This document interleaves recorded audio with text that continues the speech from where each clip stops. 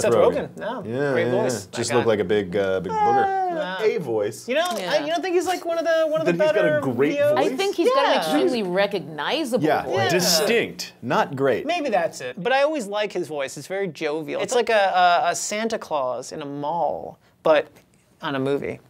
I feel like we're dangerously close to you, like, just starting to cry and admit some things. Yeah, yeah. Hey everybody, welcome to another CineFix Now Roundtable. This week is comic book movies. We haven't talked about comic book movies in a good long while. Yes. And there, I think, are a variety of reasons for that, kind of. Yes. Well, you were too busy being a superhero, that's why. That's part of it. I mean, you say it's a very important discussion, but I think the crux of why we're having this discussion is that I don't think it's a very important discussion. Yeah, that's more or less where we're at. How dare you? What we're going to try to do, Dave and myself, obviously, we're into them.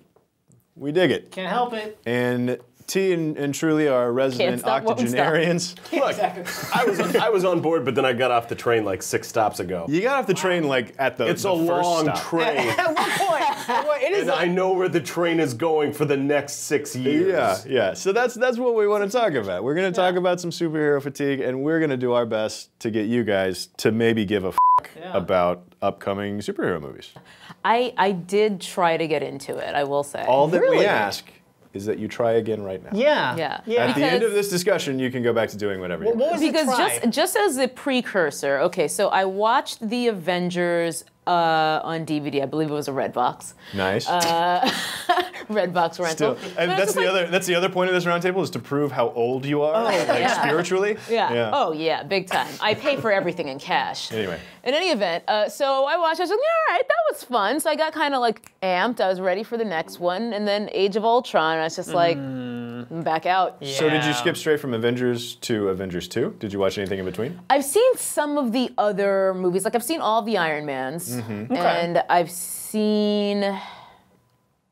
Feels like that's it. So I feel like you missed That might be it. Literally 2 of the best Marvel movies ever came out right before Age of Ultron. Winter Soldier, I hear, is good. And I've also heard that the recent Ant-Man was very good. Yes, It's fine. However, it's all right, yeah. I love Paul Rudd, and everyone is telling me it's great and that I would like it, but I don't care. I don't care if I never see it. Well, Ant-Man isn't the kind of character that like emboldens you to go to the theater. I mean, it's literally the propulsion of the Marvel of the MCU. Well, he's one of those characters that's never the most popular, but they still actually managed to do, I thought, a good job with him. Well, and that's also what started the conversation today, is because there has been a little bit of noteworthy Marvel news this week, and that was part of the other reason why we just haven't talked about it in a while, is because there's been a lot of like, set photos from Civil War and whatever, and nothing that really merits like getting in front of a camera and being like, hey, did you guys see what, Falcon still looks like he looked in the last movie? Yeah, it's like, hey, look, Captain America's costume's slightly different in this Japanese advertisement.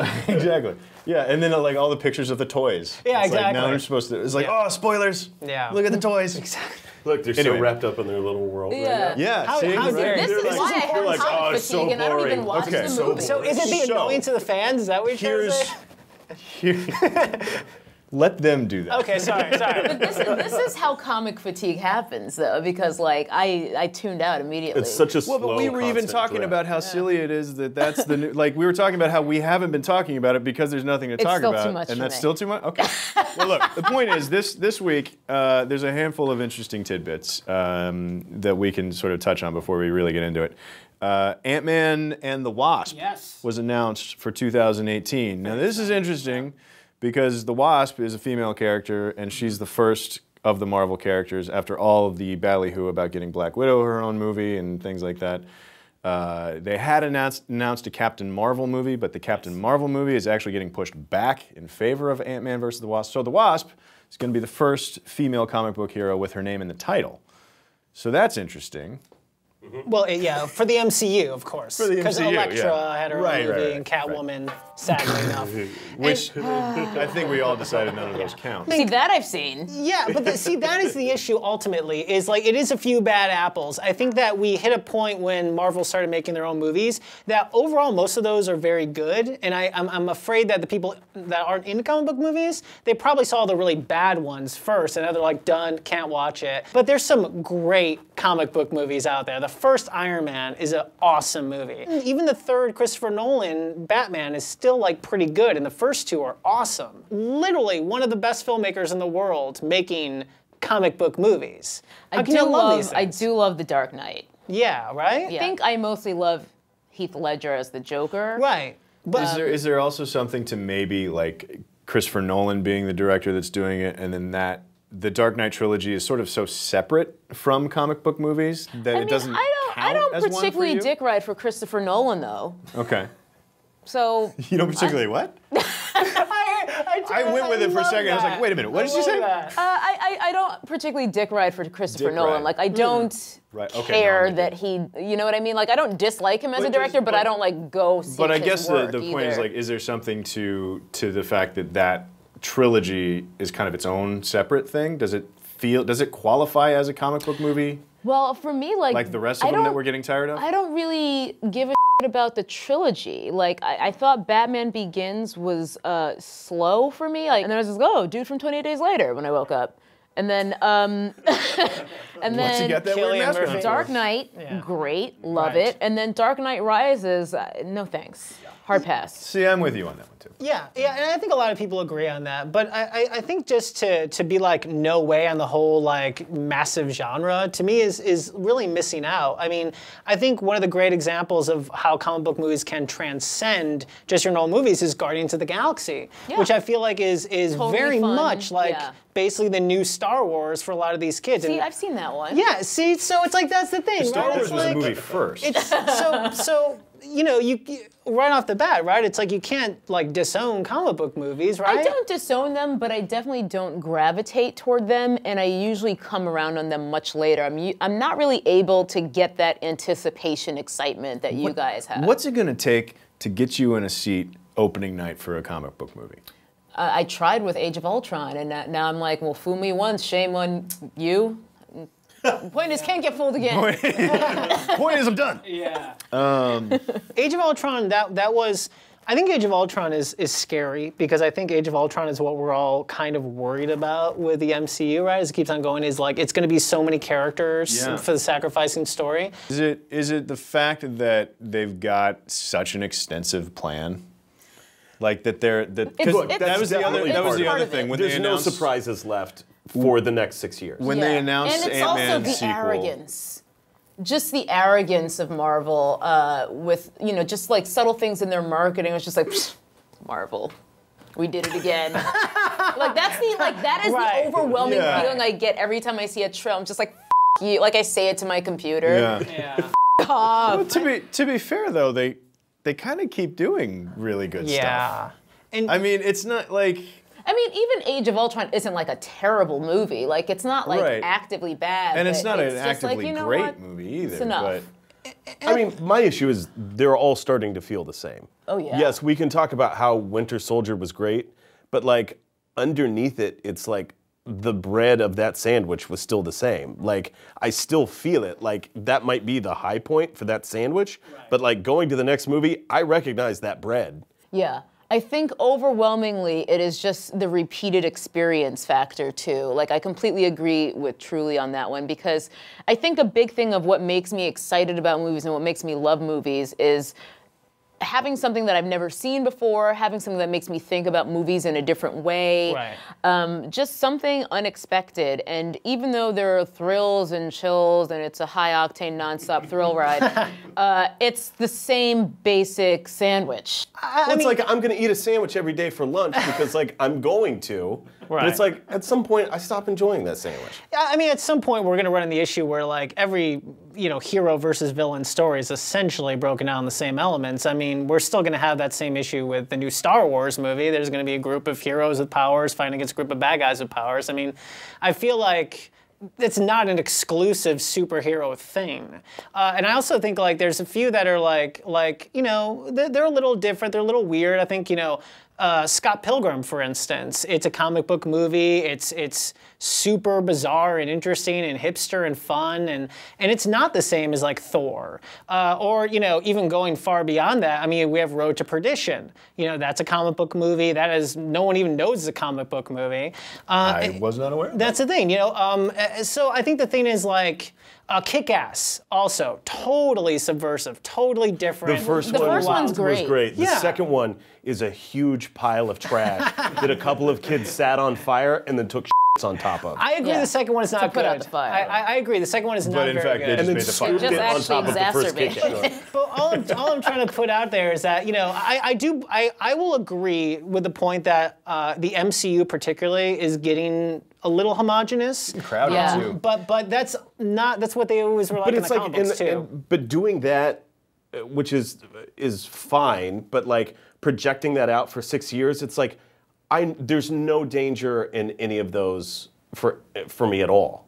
Yeah, So it's just the almost fact like, that you can look ahead and feel reasonably certain that Captain America will not die. Not only that, like not only the issue of like there not being actual stakes, but it also just makes each movie in itself feel inconsequential because it's just another chapter of some other Right, but larger evil plan. Isn't that the cool part of it, though? That's one of my favorite parts of it, though. You know, you can say it's starting to become homogenous, but to me, they don't feel like their own franchises anymore. It all just feels like Marvel. Right. Like, One universe. Yeah, because they all feel, which is the whole idea, because they're all sequels to the one that preceded it, whether or not it's Thor or Captain America or full-on Avengers or whatever. Like, and I think that's pretty cool. And I think that's tonally, that's why they're starting to feel similar, because they're all the same story now. But see, that's one of the things that I thought would be cool, but then in looking and what I don't like about comics is that it's like, oh, I just want to read this story, but it's like, I can't get the full story because it's across 6 different comic books, and it goes into comic books, and I'm like, I don't want to read that. And that's why I check out too when it comes to like the Civil War story or the Infinite Crisis or whatever it happens to be, where it's like you have to read all of the titles. Like you got to go buy 9 books a week. Ain't nobody to got keep time up for with that. it. Yeah, and that gets tricky. Like I feel like most of them by themselves work as singular stories. I think the only time that it really kind of covered over was Iron Man 3, because he was dealing with a PTSD of dealing with almost dying in the Avengers. And so that one, it would have been like important to watch, but overall, I mean also in Age of Ultron, like all the characters are where they are the last time. You know, we pick up with them where they left off the last time we saw them. Like no matter whose movie was in it. So like even on a character level, like they're all the same. But then we're going to start getting like new people. We're going to start getting Black Panther and Doctor Strange and all these crazy interesting type people. And the idea that Marvel started with like every movie was going to be sort of a different genre of movie is starting to go away. Like as they're telling, well, first of all, they're running out of Which is also making genres. it less interesting. So I mean, there's only so many genres, and Doctor Strange is really going to be the last one because that's a horror movie. Yeah, sort of. That's what makes me excited is that it is going to kind of break new ground and make this world a little more full, and that'll be sort of your, you know, in a way, your surprise department, right? That you want to see something different. If it doesn't look exactly the same as all the others, and there's like characters that don't feel exactly the same as all the others, like all the characters are dealing with different things, but they all kind of feel like just a little like smart alecky, and it's like across the board, it just feels the exact same. Like down to the look of It's like every the Aaron movie. Sorkin cinematic universe. Well, in many ways, the MCU. It's all the same White House set. Watch the Jobs review. I mean, in many ways, the MCU after the Avengers came very Joss Whedon-y. I mean, a lot of the writing, and part of it's because he script doctored like all of those scripts until after Age of Ultron, and Whedon's out when he's out now, yeah, and so it's different now. I mean, for me, that made me happy because I love Joss Whedon, but I.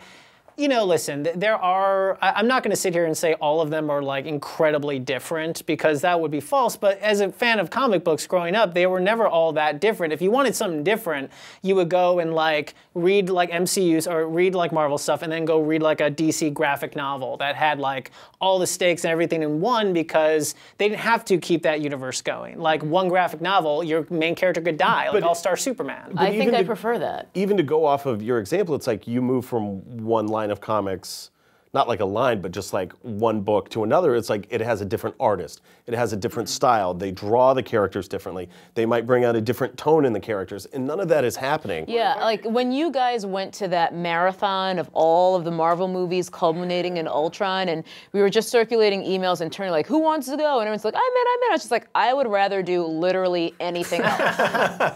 Like, because I felt like it would be watching the same movie 9 times. Here's what else, like, hope for the future for you guys of the Marvel movies specifically, and I think you touched on it too, is that Joss Whedon, because Avengers was so, like, did so well, and that's really the one that, like, said, okay, now we're gonna take this to this whole other level. Because as Iron Man was a success, and then like the next week they announced all the movies leading up to Avengers, and then once Avengers was a success, then it turns into this whole other thing. Yeah. And a lot of Phase 2 was it was Joss Whedon-y voice, and they had TV directors come in. That's the thing, yeah. Alan Taylor wasn't ever, like, he was a capable guy to do a Thor movie, I guess, because he was on Game of Thrones, but he really wasn't in super interesting voice. But then now, the Russo brothers, who did Winter Soldier, are really cool. Yeah. They've got a really cool voice, and Winter Soldier was great. And they're doing the next, obviously they're doing Civil War, and then they're doing Infinity War 2, which is the big culmination of Phase 3. And See, that already, like, diminishes. But But you're not going to get anything solved until that movie. Right. But in the meantime, you got James Gunn doing Guardians stuff. You got Scott Derrickson is directing Doctor Strange, which I think is a really interesting. Like, he's a really cool horror director. Yeah. Like, and I don't even like horror, and I like some of his stuff. So, so there are new voices coming down the road, and they're trying to get not so much the new voices as somebody at Marvel has to loosen the reins a little bit and let the movies feel a little more like their own thing. They're all too joined up? It feels like they use the same set designer, the same production design, all of the same, which I'm sure is exactly what happens. I'm sure the crew just rolls across all of them. But it's giving that, and it's the same thing that unites the universe, which I think you love, is also like, the movies are interchangeable to some extent. Like, Thor 2 felt different because it takes place in a totally different thing with, like, things we hadn't seen. Guardians of the Galaxy was the same way. Yeah, and I am completely happy to be pleasantly surprised if, I enjoy something like, I really enjoy the Avengers or Guardians of the Galaxy, but I don't know that I'm able to ever get to a point of being so pumped that I'm going to go see something on opening day again, because it's just like lather, rinse, repeat. See, that's all we're asking, is for you to completely change what you're into. Just be like... Just completely all of a sudden aren't be even into bad. They're all like solid, like beat. Yeah, they're all 100% solid. Yeah. I mean, I would almost, if somebody was like, Marvel made a movie and it is f***ing terrible, like, you won't believe. I would be way more interested in that. the f***ing seats for that. Like, I was much more excited to watch Captain America from like 1982 or whatever on Movie Buzz than I would be excited to watch Winter Soldier. I'm not even kidding. Well, Winter Soldier is legitimately pretty I keep good. hearing it. It's a real good action movie. And like, talking about in like how the set design and things like that, like the way that they stage the action in that movie is a legit action movie. It doesn't look like a comic book anything, even though Steve Rogers is jumping all over the place and running through walls and everything, and just imagine that he's a military captain with a very silly uniform. It's superpowered John McClane. See, that's how you talk me into something. Yeah, there you go. All right, okay. So what else? We got Black Panther. He's not superpowered. He's just kind of a badass. How do we make him all like John McClane? That's clearly how this is going to work. Or Barry Stamper. One of the things I want to bring up, though, about comic book movies is the fact that they are sort of expanding. I think one of the really cool things, if you want to see something different from what you see in the MCU all the time, is these Netflix shows. Daredevil. I will give you that. Excellent. Daredevil is a Marvel show that feels absolutely different. But still contains sort of the continuation of the MC, and that's why I really like Daredevil. Yeah. It exists in the world, but it's different enough. And it feels tonally different. It feels like the set design and everything from the top level down is different, but it still feels like it ties in, and that's why I really like Daredevil. So that brings up an interesting point, because Daredevil is cheaper, much cheaper, which I'm sure had something to do with the look and the feel of it. And then meanwhile, there's a report that potentially Infinity War Part 1 and 2 put together, because they're making it as one movie and then splitting it up, might be budgeted at $1 billion. No way. Yeah. No way. It's a report. Yeah, so who knows? Like so between Daredevil being sort of a favorite, and then the other movies progressively feeling more and more the same to you, like how much is it also of just blockbuster fatigue? Does that have something to do with it too? Could be. I mean, yes and no. I don't know that I have blockbuster fatigue because I went to see The Martian opening night, you know, and like. Yeah, I was psyched. I was Friday totally night, too. excited to like see like a classic like big popcorn movie kind of thing, you know, and I enjoyed it very much. You know, it wasn't. Contrary to what I stated earlier, it did not change the way I think about movies at all, and it wasn't necessarily anything like, you know, it's very much a now this has to happen to progress the plot kind of thing, and you kind of saw everything coming, but I still enjoyed it thoroughly because it was well acted, and it was a story that I haven't seen told before, at least not in that way, so that was cool. I mean, technically, I guess the same story is, you know, it's Castaway. Sure. But It's Castaway meets Gravity on Mars. yeah, exactly. And instead of Wilson, he's got his own poop. But I think, you know, it's still unique in being the same thing. And I feel like we're not getting that with these Marvel movies. I even had a bit of space fatigue, to be honest, but I was still down to see The Martian. Yeah. You know, we spent all this time with, you know, Marvel, but, you know, we got DC. They're starting to do their own thing. I gotta be honest, I am so pumped for Suicide Squad just to see what crazy David Ayer does, because the guy always makes movies, other than like Fury, about like, you know, crime and it's city stuff, and it's usually like really hardcore, and I want to see these characters through his lens. That's what's exciting about that is because everybody in that movie is expendable. And you know that based off the director, and you know that based off the characters. Right. Except for Harley Quinn, who they'll never kill because she's such a fan favorite. Yeah. So there's actually some excitement and mystery. I don't know where the story's going. Right. But it's like if I sit down and watch Man of Steel, I know Superman's going to come out of it at the end of day because there's going to be 5 more movies that he has to be in, and Justice League is planned for that, and they've got him for that, and they already know who these other people are going to be. And when I get to the sequel, I mean, you can say that for practically any movie. You can say that for Fast and Furious. Like, you know, Vin Diesel's going to be in all the Fast and Furious movies. So again, is it the fact that comic book movies right now is the you know, blockbuster du jour, and it's just blockbuster fatigue in general? I don't think so. I mean, because again, I loved the last Mission Impossible movie, which we reviewed together. So, I mean, that's as blockbustery as it gets. And what was great about that one? Well, I think it was just the perfect tone. It kind of took all the elements of the earlier movies of the franchise and got rid of all the parts that sucked and combined it into one. It was like back to like classic espionage and being clever. I really feel like the villain was great. It was there's a lot of parts to that movie that, you know, we're all kind of like, we've done this before, we've seen this before. The set pieces were cool, I guess, but it's hard to put your finger on like what is it? You know what it might is this be? weird perfect storm that makes that? It might just be, on top of the similarity of these movies, the frequency. Because we don't get a Mission Impossible every year. But every year... 3 a year, by the way. Yeah, every year we get more Marvel movies, like, you know, part of this universe, and it's just this, like, Doppler effect where it's getting more and more shrill in my brain.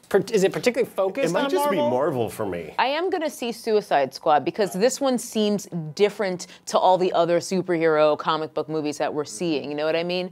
But, like, Superman, like, I don't give a On a Justice League. I mean, I might see it out of curiosity, but I'm certainly not gonna rush.